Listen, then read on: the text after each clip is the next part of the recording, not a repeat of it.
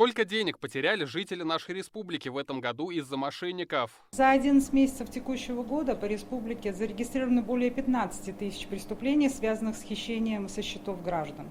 По сравнению с прошлым годом статистика по хищениям именно по размерам денежных средств, к сожалению, не изменилась, она только растет. За тот же период, который я указала, переведено более 2,5 миллиардов рублей. Кто чаще всего становится жертвой мошенника? Все та же статистика. В основном потерпевшими становятся люди в возрасте от 20 до 45 лет, то есть рабочие граждане, работающие граждане, которые, соответственно, получают зарплату на банковские карты, с которых мошенники впоследствии похищают денежные средства. Какие новые схемы начали использовать мошенники? Способы практически все те же, они не изменились.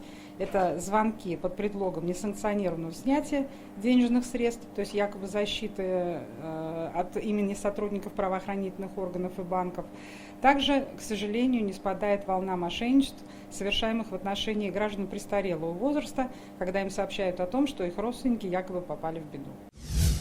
Откуда чаще всего поступают звонки? Мы, конечно же, понимаем, откуда поступают эти звонки. Это поступает с территории недружественного нам государства, с которым мы сейчас находимся в состоянии определенных военных действий. И наши потерпевшие в том числе должны понимать о том, что своими неосознанными действиями они не только лишаются денег, но и фактически спонсируют недружественное нам государство своими денежными средствами.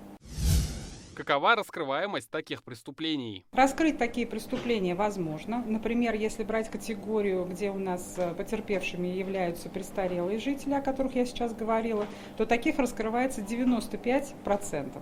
То есть практически всех курьеров мы задерживаем, нам удается деньги изъять в очень многих случаях, то есть потерпевшим мы их возвращаем.